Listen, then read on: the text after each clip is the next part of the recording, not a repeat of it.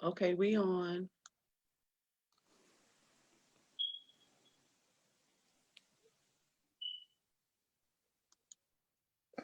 Hey, everybody. Come on in. Come on in. We have an awesome topic for you today. We're getting 2 for the price of 1. Mommy's Corner. Parents that have children that see the world differently, and also on the road to perseverance, following your dreams. And our panelist for tonight is Carol Sanders. So come on in, guys. Come on in. Come on in. Come on in. We're waiting for you. We were almost on time. We were almost on time. So come on in, guys. Come on in. I'm just trying to find y'all on Facebook. So come on in, come on in. We are so excited. I'm excited because I have a young lady who has been an entrepreneur ever since I've known her. And she's been a mother to many. And when you have someone like that, that is someone that we need to share with the world. So come on in, guys. Come on in, come on in, come on in.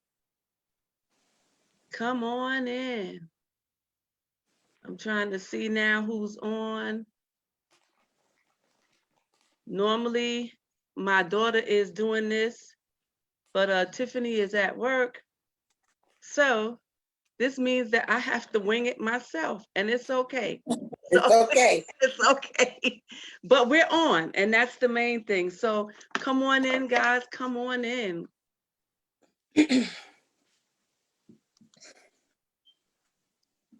Come on, come on, come on. Do you see it on your page, Carol? Yeah, I can see me. Okay. All right. Come on, guys. Come on. Come on in. Come on in. Oh, I am so excited. I have my friend and sister, Carolyn Sanders, the founder and CEO of Unique Minds, and she's also a mother of children who look at the world differently. And we're going to learn some things on today. So come on in, come on in, come on in, come on in. I am excited. I am excited. I am so excited because I know that she's going to give us some good information. So come on in, guys. Come on in, come on in. Come on in, guys. We're waiting for you. We're waiting for you. We are on and popping. We are almost on time. You know, sometimes we plan on being hitting at 5:30 soon as it comes on, but then certain things happen. I'm in PA, Carol's in PA, but some of the panelists are in other states, and sometimes, you know, the connection gets kind of hard, but it's okay though. We still, you know, move forward to make sure that we can present some good information for you, some encouragement for you. So come on in, come on in. Come on, come on, come on. Come on, come on, come on. I'm just looking for y'all on my Facebook page so I can see how many people are on. So I can see how many people are on.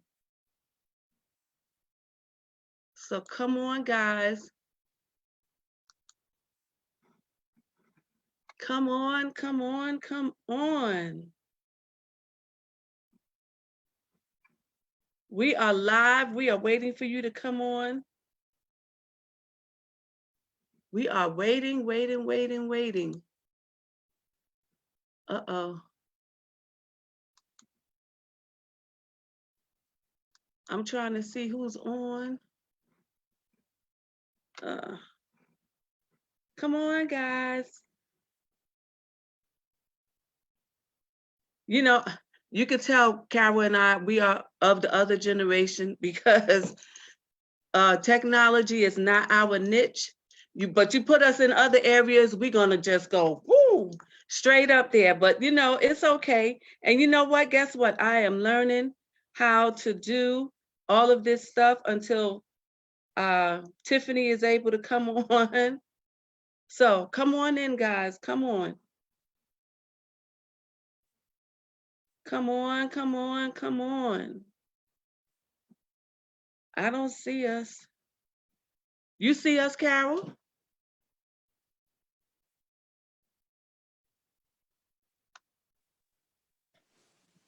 Do I see us on? Well, I'm on my tablet, so I didn't go on your page anything. Okay. Come on, guys. Come on, guys.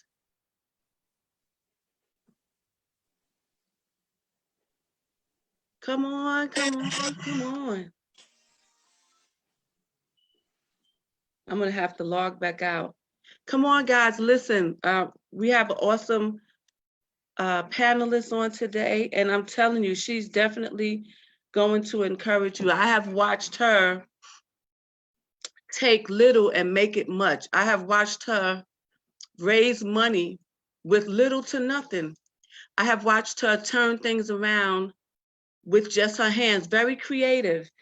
But she's going to give us some information on how we can remain encouraged, how we can just continue to move forward in spite of the pitfalls. And for those of you who are interested in becoming a foster parent, she's going to let you know what you need to do. And sometimes it's not always easy. It's not always easy, but it's rewarding. It's very rewarding. So come on in, guys. Come on in. Come on in. Come on, come on, come on. I am so excited because I got my friend and sister, Carolyn Sanders, here with me. And I tell you, I don't know what's going on. I don't see us at all. So if y'all are looking at us, don't laugh at us, all right? Don't laugh at us. We're trying to make sure everything is on. I don't see us at all.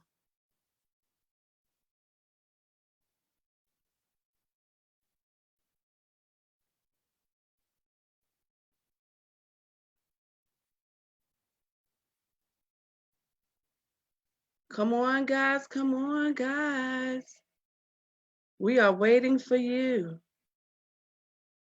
Oh, I see us now, Carol. All right, come on, guys. Come on, guys.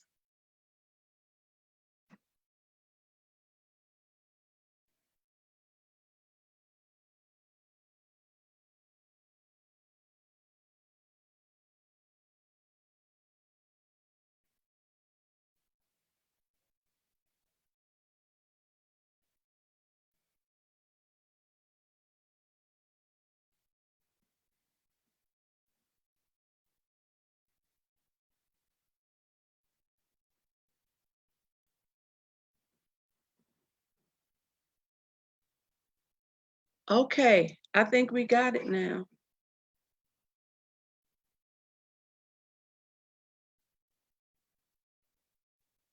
I think we got it, Carol.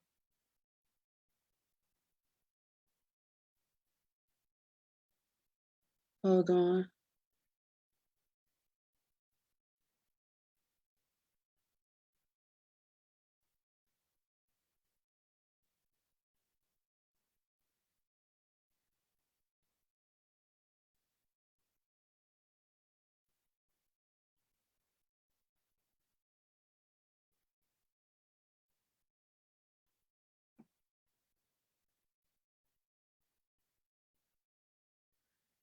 Come on, guys. I think we on now, Carol.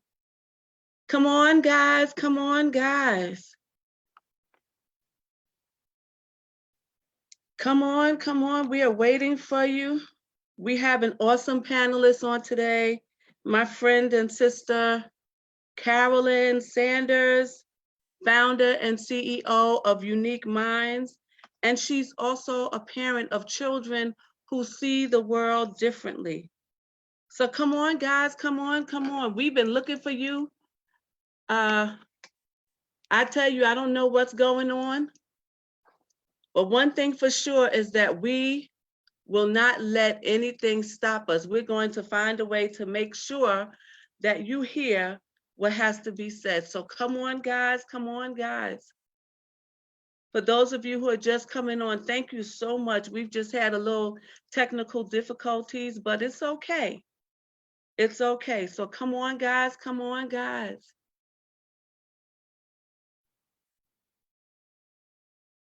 Come on in, come on in. I hope your day was great. My day at work was kind of good. You know, it was a little busy. But on the whole, thank God for a job. How about that, right? In spite of everything that you're going through, you still thank God for a job. So I hope that those of you who are watching, that even if you did have a rough day at work, you know, you're just grateful that you have a job, that you can continue to take care of yourself, take care of your family. And when things get better, if there's a change in the wind, then you can change. So come on in, guys. Come on in. Come on in. Come on, come on, come on.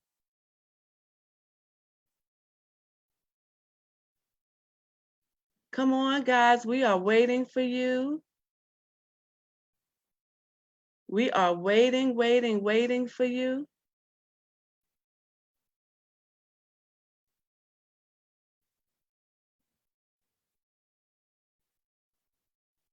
Hey, JoJo. Thank you so much. Hey, guys, come on. We are waiting for you. We have an awesome panelist for tonight in the person of Carolyn Sanders, who is the founder and CEO of Unique Minds. She also has a business where she makes baskets, whatever type of basket you want, she got you. Okay. In addition to her being a parent of children who see the world differently. So come on in, guys. Hey, Monica, thanks, sis, for supporting. I appreciate you. Thank you so much. Come on in, guys. I see some of y'all are coming on, so come on in, come on in.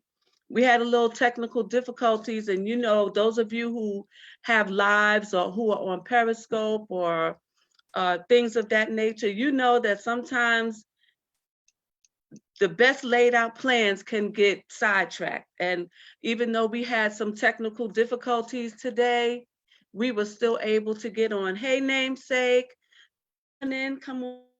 And I hope those of you who are on now, that you had a wonderful day. I hope it wasn't too bad. And those of you who are at home with your children, it's a good thing that you have not strangled them to death. And now you know that the teachers were not lying. You know that the teachers were not lying. You know that your little bumpkin can cut up in class when they want to.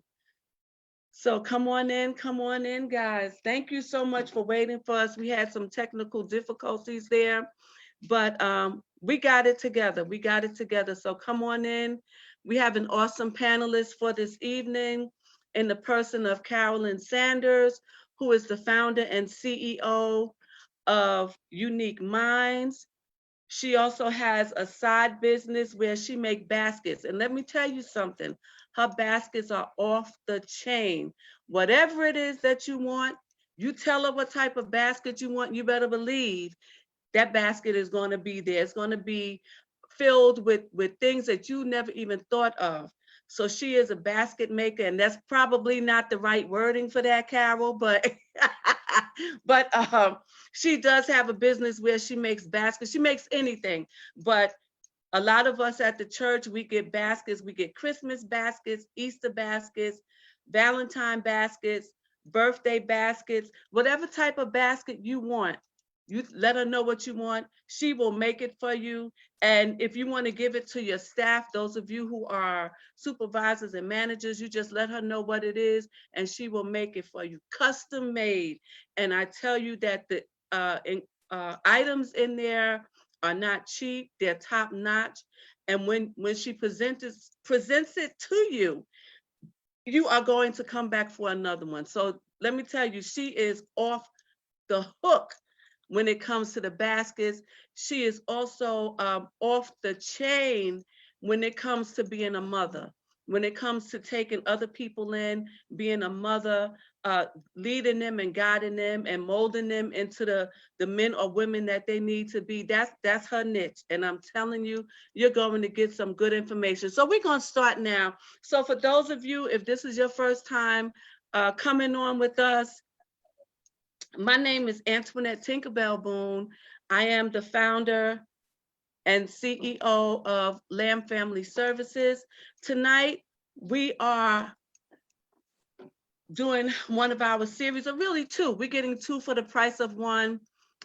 Mommy's Corner. Carolyn Sanders is also a mother of children who look at the world differently. And she's also an entrepreneur and a businesswoman. So we're getting two for the price of one. Mommy's Corner, that's one of our series. And the other series is On the Road to Perseverance, Following Your Dreams. So, hey, Carol, what's up? Hey, everyone. Grace and peace. How you doing?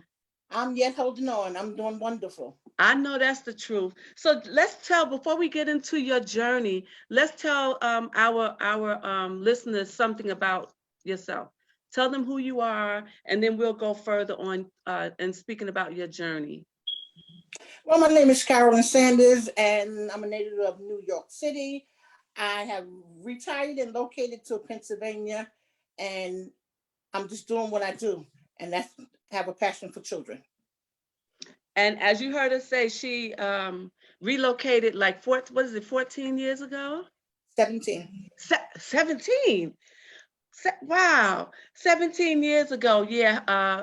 Her and Grandma PJ started off the trend and everybody looking into PA, getting a home. But so, okay, so we talked about Carol being the founder and CEO of Unique Minds. So tell us something about Unique Minds.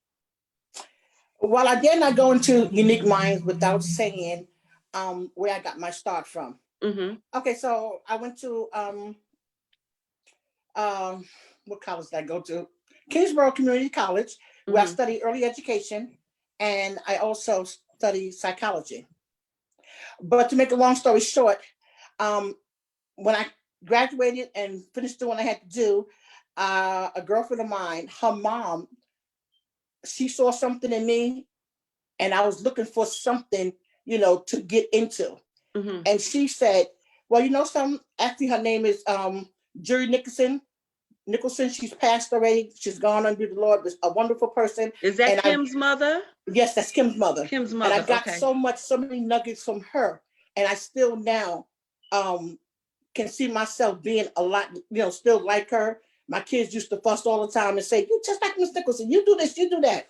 But she gave me my first push, my first start. I was into looking to get into daycare and early childhood. And she had a huge basement.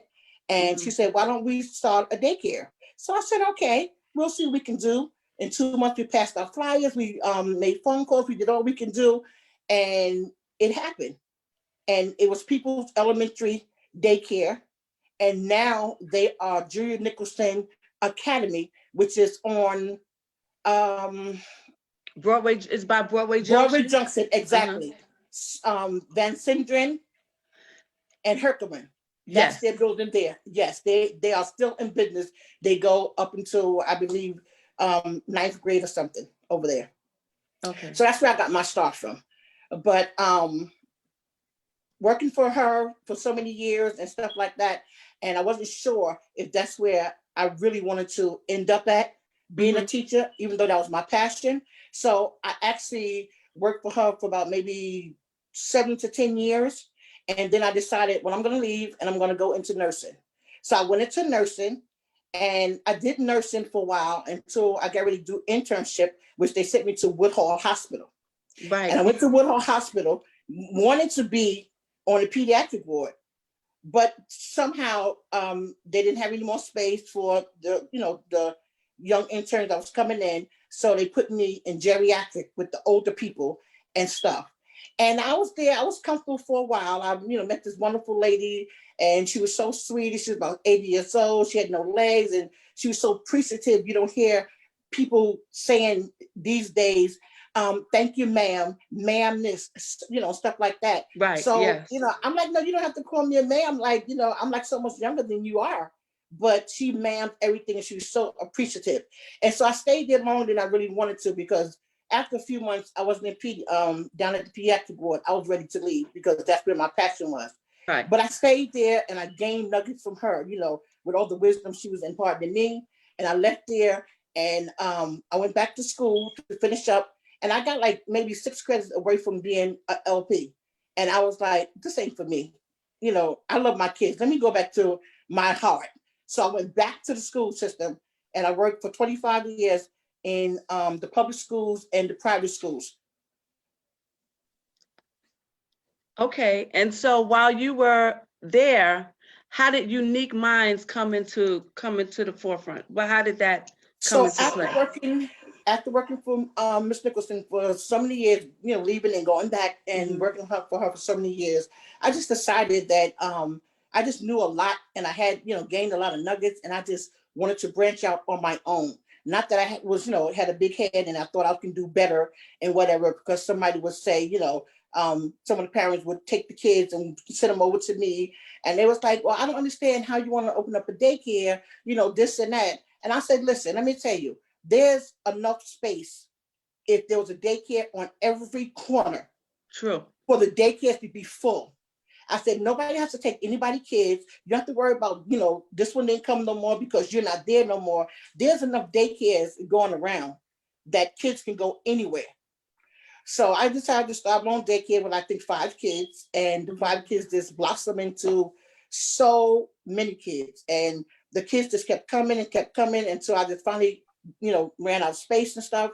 And it's been such a wonderful journey, because even with those kids and still some of the kids that we had at Miss Nicholson, I remember the last year I taught there, and it was the year that the kids graduated. I think I had pre-K then, and they graduated, and we really couldn't do nothing because the parents only trust the kids in school, not so much, but I had good parents. So I threw a big, huge graduation party, a sleepover. So they came over Friday morning, and they left Sunday afternoon. Mind you, they left kicking and screaming because nobody wanted to go. Right. But we had a wonderful time. And, so getting back to being at Unique Minds, it was like almost the same thing. The kids would come, the kids didn't want to leave. I taught many, through the 25 years, I taught many bishops and pastor kids, Pastor White kids. I've, been some of their teachers, Apostle Wally, some of her ministers. I've been their teachers, and so on and so forth, So it's just been a great journey, and I enjoy every bit of everything that I do and everything that I did, because I wanted to be able to impart something in these kids that they would take it and they would learn something. And a lot of my kids now, I still have contact with them. Some of them going studying abroad and whatever. And mostly all of them got their master's degree and, stuff like that. And that makes me feel good that I was able to share and put something in them that would motivate them to want to keep on going on. Melissa Jane. Hey, Melissa. Melissa said, Diamond practically lived at Unique Minds. That was one of them that studied abroad. And she's right, because it was the type of home, the school and home, that a lot of times they just didn't want to go home on weekends and stuff. And everybody used to say, my own kids used to say, and Grandma PJ used to say, when I was working with Kim them on the weekend, I would come home with 2 or 3 kids. And they used to always say, I don't understand. You see these kids every day, and you want to bring them home on the weekend? I said, absolutely. Well, that's when you have a passion for a thing that it doesn't matter. You could, you'll do it 24/7. Yes. It's nonstop. It's nonstop. Now, were you ever fearful when let me just branch out and do my own? Were you full? Was there any fear in that? Yeah, of course it was, because anytime you start anything new, sometimes it takes a little while before it actually start flourishing and get off the ground. So Mhm. I was like, well, am I doing anything wrong? The people know I'm here, I'm out here and stuff like that. And after a while, it was really just word of mouth. I didn't have to send out no flyers. I didn't have to broadcast anything. Most of the kids came by word of mouth. I started getting the city kids in with the vouchers and stuff like that. So it was just a good thing. And I think that's one thing that we all need to know is that when you're starting a business, whatever it is that you're doing, you have to allow your works to speak for you. Because if she wasn't a good provider, if she did not have the environment where the kids could learn, then nobody would have come. So whatever it is that you're doing, you have to make sure that the environment is conducive to whatever it is that you want to do. You have to make sure that you have a passion for it, because people can see and feel that that's something that you want to do, that that's something that's second nature for you, that the children are actually learning. So whatever it is that you want to do, make sure that you have a passion for it. Make sure that you get the wisdom and knowledge that you need to take it to the next level. And as you heard, Carol says she went to school. She went to school, but she also made sure that she was around somebody who was doing the same thing that she wanted to do, because we all have to learn from other people. No man is an island and no man stands alone. So you have to make sure that you're able to be teachable, because if she Absolutely. wasn't teachable, she would not have been able to take unique minds from off the ground. So you have to be teachable. So find somebody, whatever your passion is, make sure that you are around somebody who is successful at doing what you want to do, and be teachable. Allow them to teach you. If she didn't allow Mrs. Nicholson to teach her, she would not have been able to start Unique Minds. So those are some key things you have to keep in mind.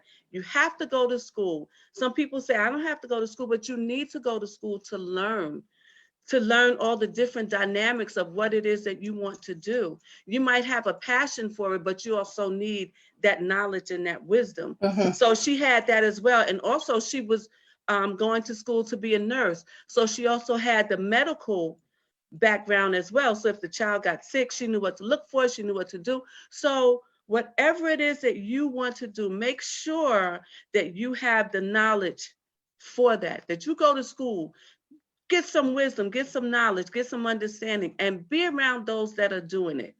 And as she said earlier, you don't have to take anyone else's clients. You don't have to take anyone else's children. You don't have to do anything like that. There are enough children or enough people for your business to be successful.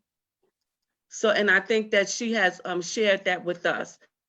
Let's create. What is your best? What You're is going you're going in and out. what is the name of your business for the baskets? Carol's Creations. Oh, okay, Carol's Creations. So let's talk about that. So how did you get into that? Well, I got into that because I would go and spend money for my own kids. Um, as they grew up, and they want all these big baskets, and I was like, okay, you got them for 24, 29.99, and stuff like that, and they had 3 or 4 kids at that time and stuff, and I'm like, something, that money's adding up. I think I'm just going to try to make the baskets and whatever. So I just put my hands at trying to make it for my own kids one year and whatever, and a couple of my girlfriends saw, and it was like, where'd you get that from? And I was like, well, I actually made it. I said, because I can't afford all these baskets out here costing all this money. I'm Mm-hmm. paying either $75 to $80 making baskets so my kids can be happy. I just started gathering little things up all year round and putting it in a big bin. And right before Easter came, I went see what I had for this child, that child, Mm-hmm. and I would just pick stuff up. Sometimes I had so much stuff in there I couldn't even put in the baskets and stuff. But the stuff that I knew they could use, because it was one thing that I wasn't going to do, and that's for anybody that ever brought baskets from me. I know Easter's all about, the candy and stuff like that, but that's one thing I don't promote, kids eating a whole bunch of candy. Right. So I would definitely put things in there that I would want them to have, or something that I knew it was age appropriate, or something, like we have some people that would actually spend hundreds of dollars for baskets. I have a good friend that goes to the church, Antoinette Aids. She would buy baskets for her grandkids every year. And she didn't care what they cost. She said, here's $100. I said, okay, give me an idea what they wanted. Right. And not one time have I heard her say they didn't want the baskets. They didn't care for the basket. Why did I get this? Why did I get that? She said they would knock her down at the door trying to get to her to get those baskets and whatever. And so, it made me feel good that I was able to make somebody else feel good, Right. whatever. And since kids is my passion, if a kid feel good, I'm ecstatic. Right. Right. And so, as I was saying earlier, guys, any type of basket. Now, does she come back and forth to New York? Yes, she does. So we're going to make sure that you have her information. Any type of basket that you need, all you have to do is reach out to Carol, and she will definitely make sure that you get a wonderful basket, and you will not be disappointed. You will not be disappointed. So we've talked about Unique Minds. We've talked about you going to school. We've talked about all of that. So now let's talk about Mommy's Corner. We're talking about Mommy's Corner. You have been a mother to many. What made you, I know you had a passion for kids, but you began to become a mother to people who are a little older than kids. So how did that fall into your passion? Well, as I was growing up, I took a lot from my mom. My mom is 95 years old now, and she's still up and going. And when we were kids and stuff, when she would call us in because the sunlight, don't let the sunlight go completely down before you're on the stoop on your way upstairs, because then it was time to come up, get washed up, and it's time to eat. So when we came up, we had always had friends with us. She was like, nope, bring them on up too, as long as y'all get in this house. So she would feed us and many other ones. And I started doing the same thing. When my kids started growing up, I did the same thing. They had friends, they had company, they had this, that. Then it turned over to spending the nights. And a couple of my daughter friends, they moved in and lived there. I was the mother for school. I put them in school. I took them out of school. I did everything. Simone was one of my kids that actually stayed and lived in my house, didn't want to go back home to her own house. And her mom was, okay with it. Her mom knew who I was, Right. and she was okay with it, and whatever. So, I sent my kids to Job Corps. I sent her to Job Corps, and stuff like that. So I didn't have any problem with, kids. And since my mom did it, I just felt there was something that I had to do, only because the passion that I have for children and the passion I have for young adults and, anybody. If I can help anybody along my way. Yeah, and and you can see that when you're interacting with the children, with the young people. So it's evident in your actions. So we're grateful for that. So you have been a parent to many, a mother to many, and your last two children, Ariana and Charlie. Let's talk about them, because these are two children who see the world differently. And so now we're moving into Mommy's Corner. So Mommy's Corner represents mothers or fathers or guardians of children who see the world differently. So we have Charlie and Ariana. Charlie has been diagnosed with ADHD, and Ariana with autism. So let's talk about Ariana first. So let's talk about her and her disability. What can you share with us about her and how you assist her on a daily basis? Well, Ariana, when I first got her, they said that she was autistic and whatever. So I'm like, okay, she's high functioning, so you really wouldn't know it. The only way a lot of times you can tell is sometimes she'll stem, and so once she starts stemming or twirling or something like that, then So when you talk about stemming, because everybody may not know what you're talking about. Tell us what you mean about stemming. It's like an impulsive movement. It could be, if she had a pencil, she can just be twirling the pencil. If she dancing, she'll dance until she starts, twirling. So it's things that just happen like impulse and impulsive. Mm-hmm. And she started out doing that, but everything was good. She went to regular school. I say high function because she's above her grade level in everything. Mm-hmm. So education is never a problem for her. Um, Maybe around about 2 years ago, she started having seizures, and we couldn't understand where the seizures was coming from, what happened.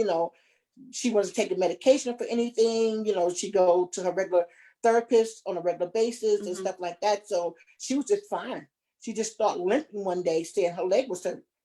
I said, well, what did you do? Did you fall? She said, no. I said, okay, well, maybe she, twisted or slept the wrong way or something. Mm-hmm. And it began at a little tiny little limp. Then it got to the place that she was on top of her toes trying to walk. So we took her to the doctors, hospitals, back and forth, back and forth. They kept saying they don't see nothing, they don't understand what's going on, and whatever. They said, oh, well, maybe she probably twisted and she really didn't know.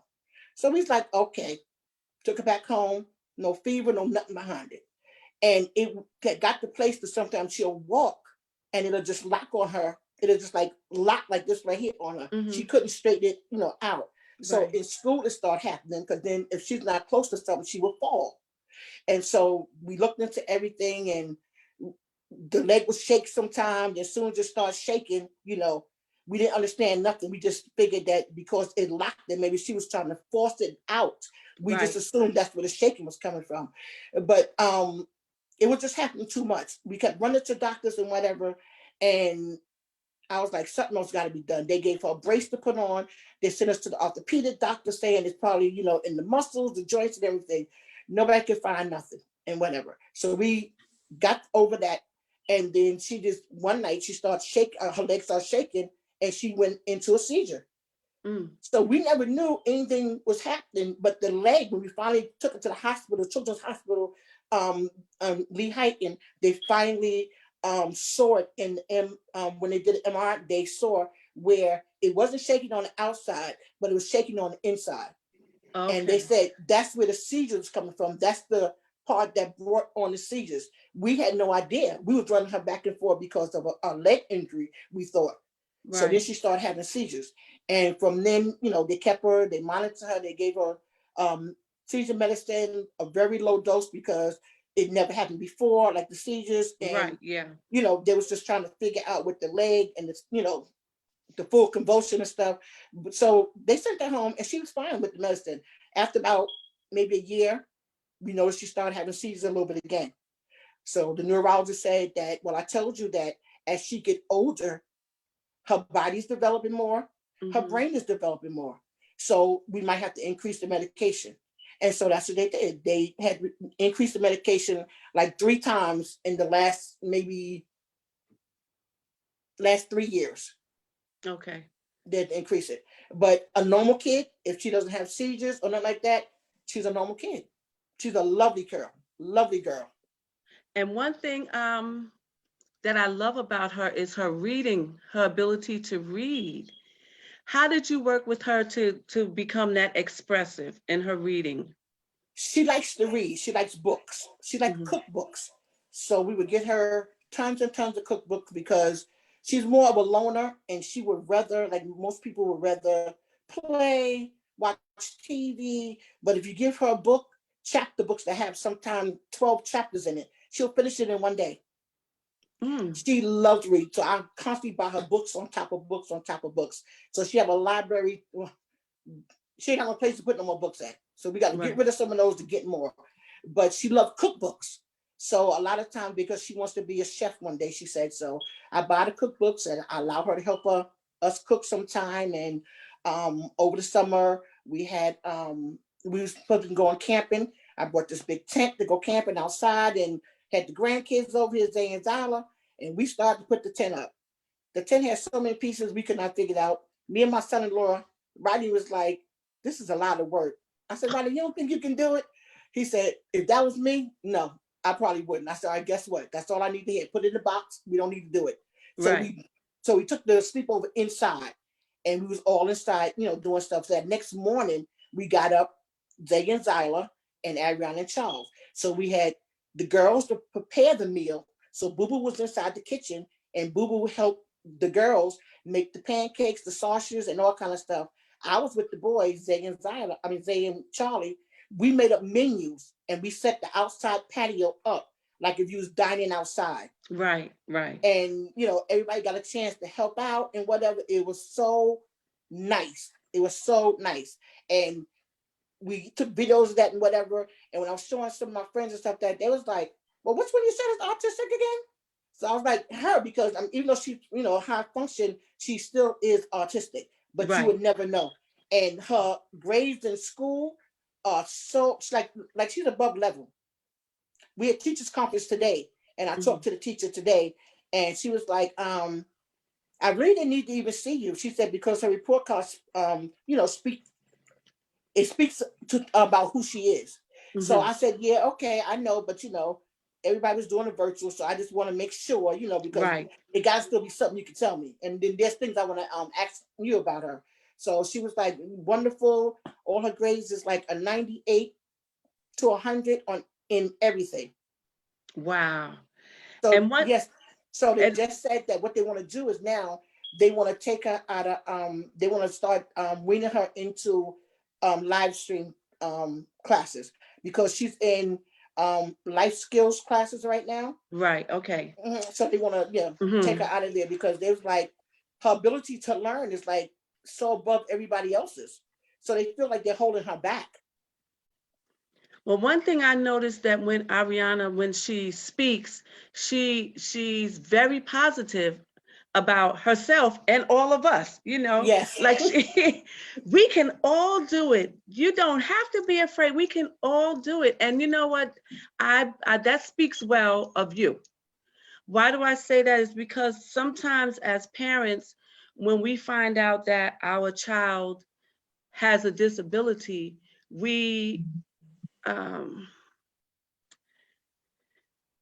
we don't become we're not proactive. We're not proactive. We feel that the child is not going to be able to achieve anything, and so we don't instill anything in the child, or we don't search for assistance, find out what's out there to help the child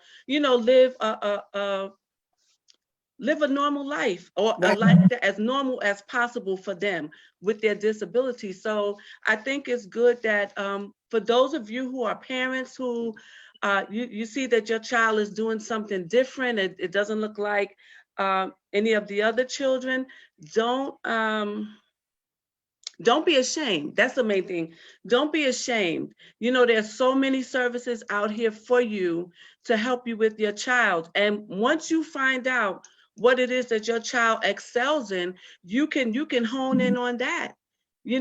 So you don't ever have to be ashamed. If you look back on our Facebook Live, we've had many parents who had children with different disabilities, and they told us how they were able to get their child or their children from point A to point B. So there is help. I just want you to know that as you're listening to Carol, and as you go back and look at some of our live streams with parents of children who look at the world differently, if they did it, you can do it too. The whole thing is to be proactive. I'm sure that if you were to reach out to Carol, the other, like Monica Floyd, um, Nicola Ross, Angela Walker, um, Rose Liberto, um, oh, I can't remember all of them, but you can look back on our Facebook Live, and you can look up those parents. You can reach out to them. If you were to reach out to Carol, I'm telling you, she will tell you what you need to do to make sure that your child is okay. Carol, Adrienne Branch says she's going to bring her great nephew to you. Sure. So, and I just want you to know that there is hope. Because your child has a disability does not mean that they will not excel in life, that they cannot live a normal life, that they cannot do things that some of the other children do. So we talked about Ariana. So let's talk about Mr. Charlie. Okay, let me just give a shout out to Miss Adrian. She was one of my workers at Unique Minds for a long time and whatever. So she know the outcome of a lot of the kids and stuff, that were there. And I so appreciate her. And she's still part of, she's still chime into everything that my family does, and she's part of this family and everything. So shout out to you, Miss Adrian. Right. And you know what? And it takes all of us to make a vision come to pass. You know, when you have dedicated workers who are teachable, and they will sit and learn and watch what you do, and they're able to take the children and go to the next level without you even having to be there. They know what to teach, how to teach it. They know how to uh, observe the children and see what they need. That's one of the most important things, that we're able to teach others, and they can do the things that we need for them to do. Right. I don't want to leave nobody out. You know, shout out to Miss Lorna. Miss Lorna was in between jobs and she came to work for me. Wonderful person. Rosemary Brown, she worked for me. So I had good workers and stuff, you know, and good supporters that was behind my vision, which I so appreciated. Yeah, and you know what? And that's the main thing. Sometimes people feel that they don't want to push someone else's vision, but if you push someone else's vision, somebody will push yours when it's your time. You know, so it's always good to be a help to others. Lorna said that, excuse me, her nephew is 21 years old, autistic, and he just graduated college. So, you know, there's no limits to what they're able to do. As we see some of them in the Special Olympics, you know, some of them have, I mean, they soar in the different categories that they're in. So they can do things, they might do it differently, but they can still do things that everyone else can do if we just take the time to teach them. So we're going to talk about Mr. Charlie, our precious Charlie, who has been diagnosed with ADHD. So let's talk about that. Okay, so I'll start off saying that Charlie just turned 8 on November the 14th. And so he was like, "Oh, I'm a big boy now, right?" I said, "Yeah, you're the man of the house now." So now he got his chest poked out. Every time somebody say something, "I'm the man of the house. I'm the man of the house." He ain't even big as a house. I'm the man of the house. Exactly, Yeah, exactly. but he was diagnosed with ADHD, and he struggles a little more than what Ariana does, which I thought it would be the opposite. But he struggles a little more with his speech. Um, Also, he doesn't comprehend real well. Like sometimes you have to say the same thing over a couple of times in order for him to get it. So I thought maybe he had a learning disability, and so I started looking into a whole bunch of different programs, Right. and I got him a one-on-one in school, and he would go to a therapist. He had a behavior specialist. You know, I was up here. They will give you anything that you request, and it's one thing that I'm not ashamed of. And a lot of parents don't want to acknowledge that their kid had these disabilities, and the disability might not last forever because everybody that has a disability, you can actually grow out of some of these disabilities, or your mindset can cause you to be in a better place than somebody.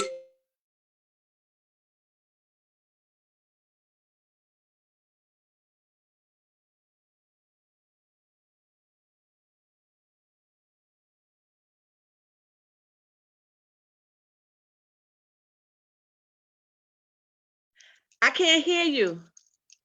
Can't hear you. Okay, now Okay. Yeah, yeah, yeah. yeah, a new phone, didn't know how to work. I still don't know how to work it yet. But once the parents figure out that the kids have some kind of disability, it's not the end of the world. Accept it, you know, give them that extra love, find out what services are available, what you can add to it, whatever, because even the schools, like they will help you do certain things. But I know beyond the school, there are different services and different things that would be able to help. I have a huge support team up here. Um, and they're both doing excellent. Hmm. And Charlie's that picking up a little better now, you know, because like I said, he struggled a little bit with not being able to read so much and stuff like that. So now we don't allowed him to do a little more and pat him on the back a little more. So now right. he's gaining his confidence in what he do now. Right. So now, for him to be diagnosed with ADHD, was he exhibiting a lot of behaviors? What made you get him diagnosed? Well, actually, he was already diagnosed before I got him. Oh, he was. Okay. Yeah, both of them was, but they claimed that they didn't know because when they brought me them in the papers as a foster mom, none of this was on there. She wasn't autistic. He wasn't diagnosed with that at all. And I kept looking at her and I was like, no, she's autistic. And I kept telling the agency, is there any place that we can just have her tested? They're like, okay, we're going to do evaluation, da da da. Once they're in your home for a certain amount of time, automatically we do a evaluation. And so they did evaluation and autistic still didn't come up. But then they sent me to a behavior specialist to go over some things, because I would tell them things. Well, Charlie, he want to be mean, or Charlie's this or whatever. He don't talk, so much and whatever. He's struggling so much. I just want to know what's going on. With her, she's okay. Like her ability as far as education is good, but something else was there. I could tell that something else was wrong just by the way she acts sometimes and with the stimming.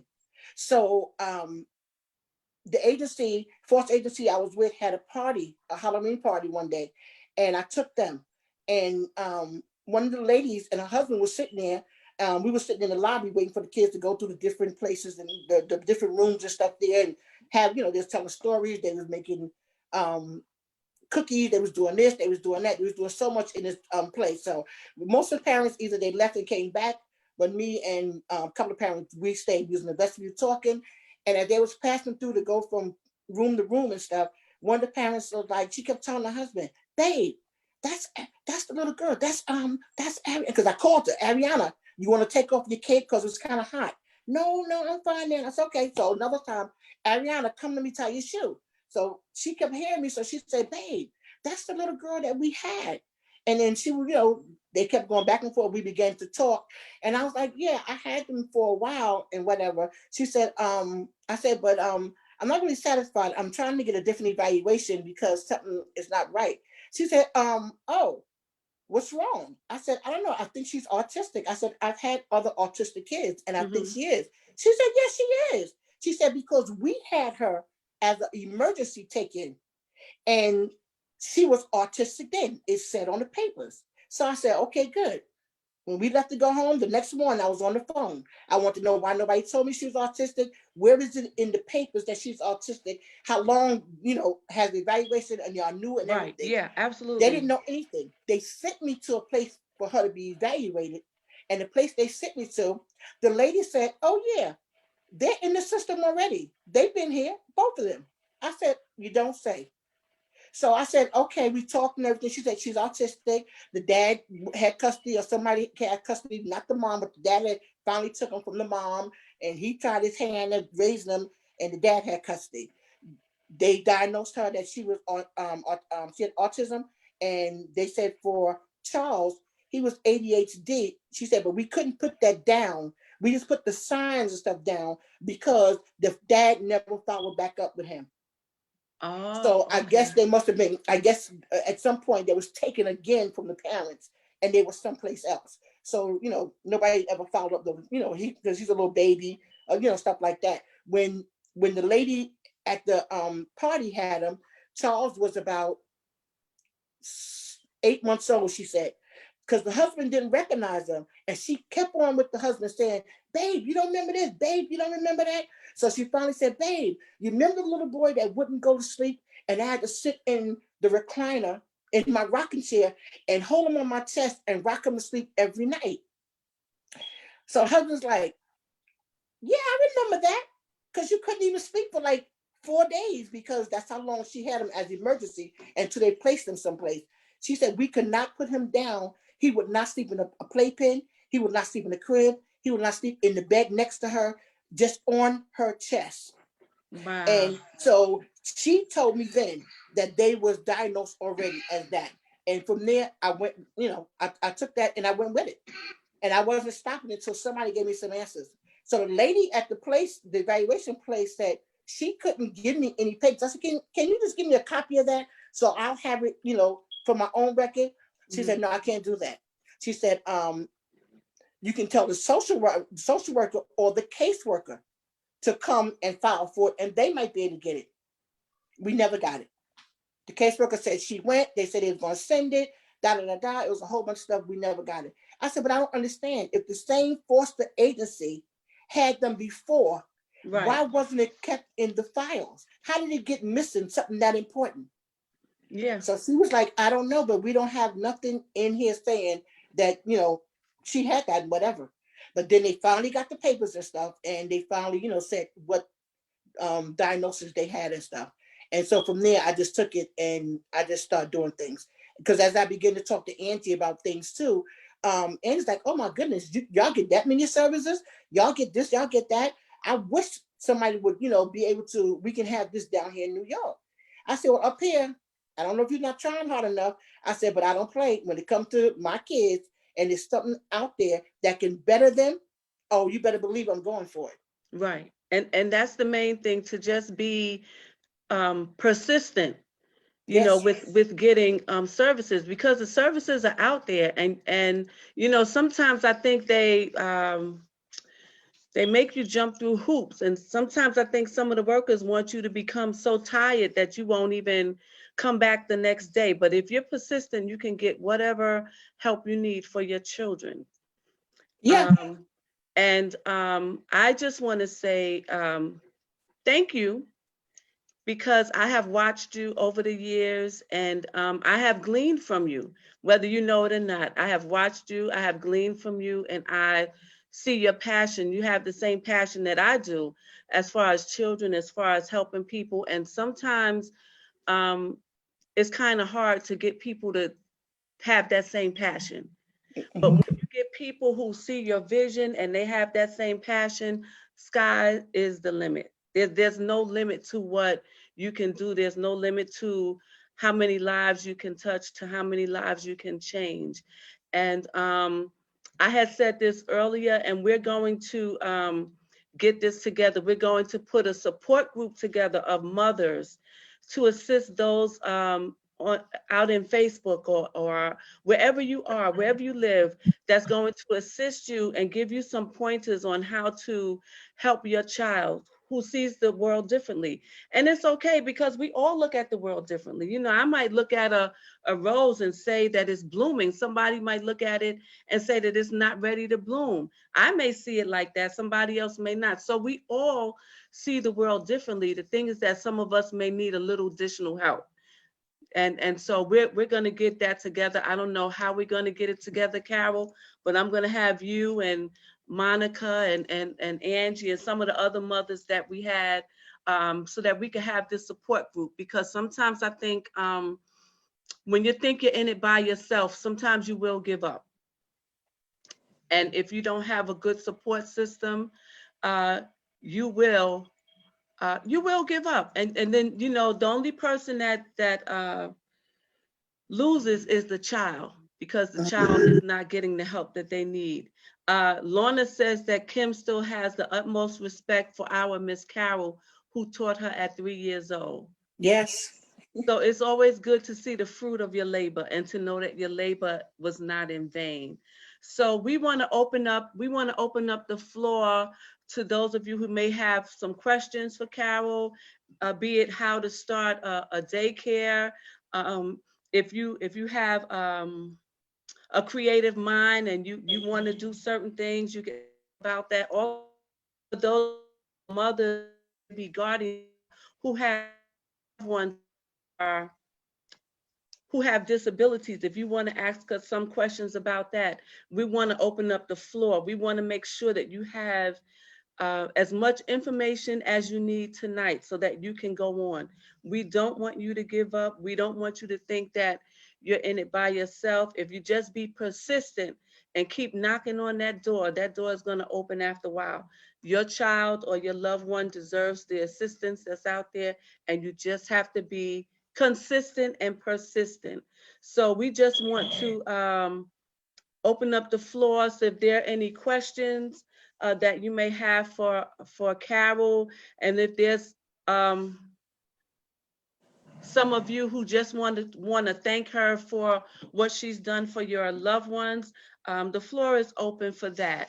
We just want to make sure that those of you who are watching who have children, who may have behaviors, they may, they go from one thing to, sometimes it's not always for them to get a beating.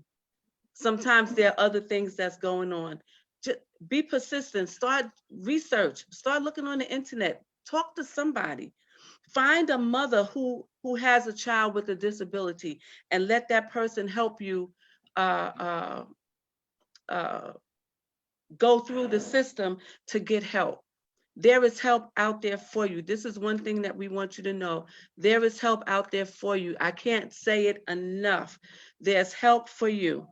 There is help for you out there. So we just want to open up the floor. If you have any questions for Carol, or any comments, the floor is open for you. So as we're waiting for them to put some questions up there, Carol, I just want, like I said, I just want to say thank you, because you have been an encouragement to so many. You do what you do without wanting any accolades, and there's not too many people who want to do certain things without somebody calling their names. And our bishop is on right now. Tiffany said, "I love you, Aunt Carol. Thank you for the great days at 269." So and our bishop is on. Hey, Bishop. Hey, Bishop, love you. Yeah, so and also for those of you who don't know, she is the chairman of the trustee board at GTOP. And I tell you, if you give her a minute, she gonna raise some money. So so those of you who may need some ideas on how to raise some money, to help your church or to help your organization, you can hit her up as well. She's an excellent fundraiser, and she doesn't mind sharing. So I'm just letting you know all of this, because sometimes you feel like you're in it by yourself, but you're not there by yourself. I think the fortunate thing that we have is that we have a pastor who allows us to be creative. He gives us an opportunity to use our creativity within the church, and he does not stop us. And that's another thing as well. So that also helps. Nicole says she needs some money, and Tiffany says she needs help. So, so we're going to have you working, Aunt Carol. Lorna says, thank you, Miss Carol. I can still use you to threaten Kim and now Corey. Bless you. And she still do. She'll call me and she'll say, all right, because I had Corey up here. Corey wasn't acting right.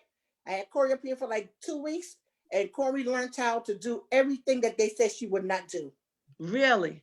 I was very persistent with it, and I would take videos to show them the things that she was doing. She didn't want to eat. She, didn't want to do nothing. I showed her, I sent videos, and they were so pleased, whatever. And I said, anytime I could be of help, if it wasn't for the pandemic, I would have had her back up here, and stuff like that, just to help her along her way. Absolutely. Because my thing is, we've lost values in some of the old traditions. And years ago, just somewhat a little bit now, but years ago, it took a village to raise your children. Yes. But now, nobody wants the village. Like, everybody's like, oh, you can't tell little Johnny what to do. You can't tell Mary what to do. But that same village collectively made your child to be a better person. So it's hard now to get that village. But like I said, I have a lot of great supporters that don't mind helping me when I need them and stuff like that. But it still takes a village to raise these kids today. And you know what? It took a village to raise us. And we had so many people that were instrumental in our lives. And you're right, we need to bring that back. And sometimes I think with the younger generation, they don't want anybody to say anything. But the thing is that we're not judging. We're just saying, listen, we're going to give you some tools that you need to help your child go to the next level. Because all children that act out is not bad. A lot of times they do that because they want the attention that comes with their behavior. So Dwayna said that you're Mookie's mom. Yeah, look, I got so many kids that I ain't birthed, whatever. She be calling, look, our only character, that's your mother, go to her. Yeah. And I And you can't know get rid what? of her. And you know what? And sometimes that happens. You know, sometimes um they won't listen to the parents, but they'll listen to somebody else. And it's not to say that the parents are not capable of raising their child. Sometimes it takes someone else to get through to your child. And if that's the case, let that person that's able to get your child on the right road, let them do it, because that's less. Absolutely. Yeah, that's Absolutely. that's that's less aggravation for you. And once you see that your child is capable of doing certain things, then then that makes you feel good. Because sometimes when Yes. our children are not uh achieving certain goals, then we begin to question our ability as a parent. And sometimes it's not that. Like you said, it takes a village to raise a child. It took a village to raise us, and guess what? The village is still working. It's still working. The village is still working. So if the village was good for us, it's good um, for this generation as well. And Oh yeah. so I hope that what was said tonight, I hope that it encouraged you. If we have some mothers that are on the line, I hope that it's giving you some encouragement as well. You're not out there by yourself. There's help, there's help, there's help. And that's the main thing we want you to know, that there is help. So Carol, I think we don't have any questions, but people just wanted to encourage you and to thank you for what you have done in their lives and in their children's lives. So, I guess tonight for you is a night of thank you. So we're happy for that. So do you have any parting words that you would like to leave um, for those that are watching and for those who will watch after tonight? Well, I will just say, whatever your dreams and your passion is, go for it. Like, you don't have to be stagnant with it. You put your best foot forward, and sometimes you might get knocked back, but just keep putting that good foot forward, and eventually you will get there. It wasn't so easy for me always, and whatever, but I pursued and I pursued and I pursued. And, the turnout for me was great, excellent. My girl Chrissy's in college, my baby. She was 3 months old when she first, as a stranger, her mother walking down the street needed some help, and she brought it to me. And I did everything for her. Brought her to church with me. Mother had to work sometime on the weekends. She just needed a Mm-hmm. break because she was just by herself. So it's nothing too much, and it wasn't too hard for me just to show that extra motherly love at that time. It wasn't really for the child, the extra motherly love. And right now to the day, like Sherry said, I'm gonna change her name. Her last name is Sanders because she is so much like y'all. Right. Yeah, yeah, yeah, Yeah, my Chrissy. yeah. But I think you just said something that was important, that you didn't really know them. You just knew that she needed help. And so the Bible speaks about when we know that somebody needs help and we tell them to come back tomorrow, that's the wrong thing to do. We talk about different things that's sin, but that's a sin. If somebody's hungry and we have it in our power to feed them. If it's in our power to help them, help them. So, she just said something that was powerful. She didn't know Sherry. She just knew that Sherry needed help, and she did what she needed to do to help her. And of course, right, Chrissy grew up uh, At 269 and at Unique Minds. 269. She grew up at G Top. Her Yep. mother is there too. Diane, I see your message. And so before we go any further, I just want those that's on the line, Nicole, Antoinette, I can't remember who else is on there. Monica. So my girlfriend Diane Allen, her son's blood sugar level was 800. Now it's 346. So I'm just asking you guys that you pray for him. His name is Vaughn Allen. And for those are you that's on the line too, just call his name out in prayer. They had to rush him to the hospital. So we're grateful that his sugar did come down to 346, but that's still high. And there's other things going on with him. So when you guys are praying tonight, just call his name out. We know that God is a healer. God has healed people on this line. So we know that God is able to do what needs to be done. So his name is Vaughn Allen. So we got you, Diane. We got you. Thank you, Kathy, for praying, Lorna, and the rest of you. We all know how to pray. We all know what it means. Thanks, namesake, for somebody to be in distress and not have people praying for them. So we got you, Diane. We got you, Vaughn.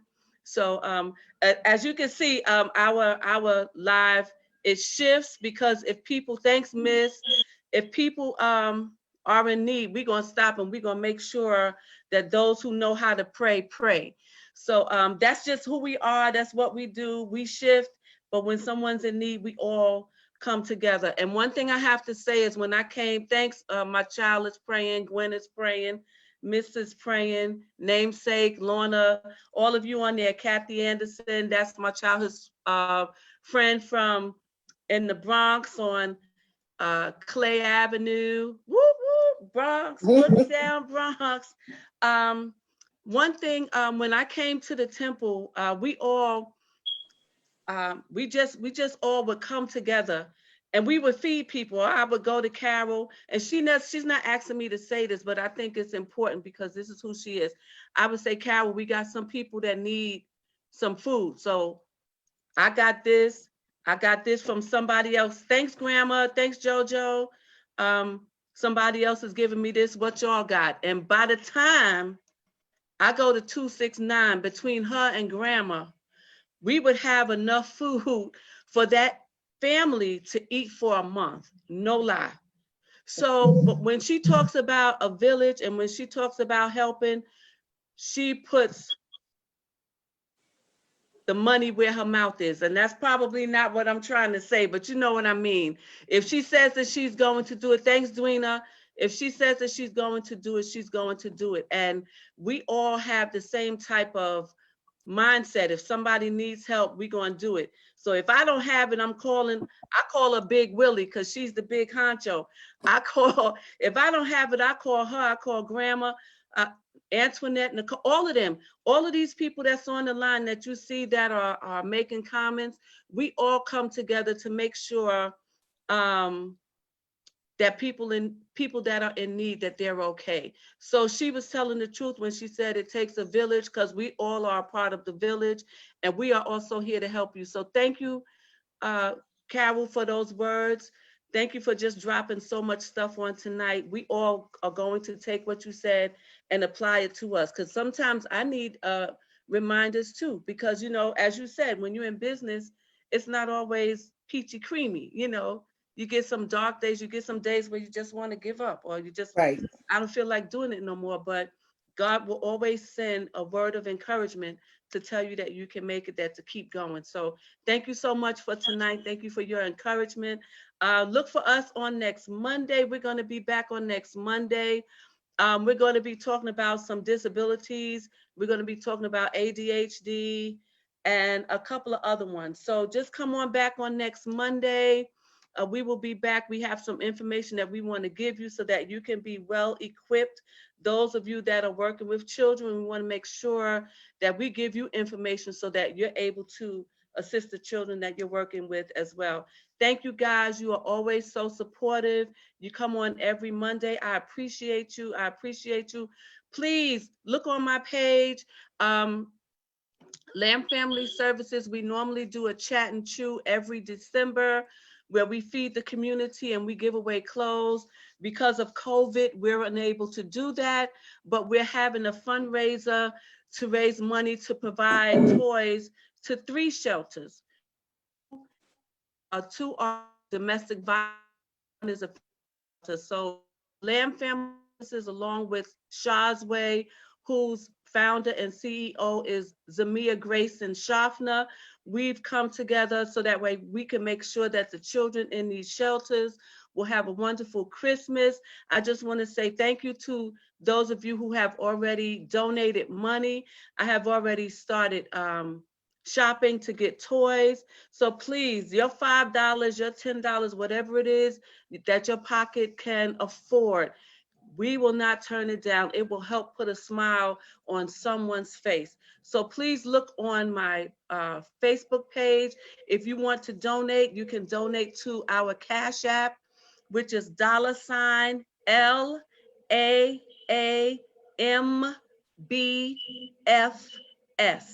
And that's Lamb Family Services. So please check out my Facebook page. If whatever you want to donate is fine, it will help us. We have over 100 kids that we're trying to provide toys for. So whatever you can donate will definitely help us. Again, thank you so much to our panelists on tonight. Carol Sanders, I will make sure that you have her information. If you just want to reach out to her, just to talk to her, you can inbox her, and she will be glad to help you. That's the main thing. We are all here to help. So thank you guys. Again, thank you for praying for Vaughn Allen.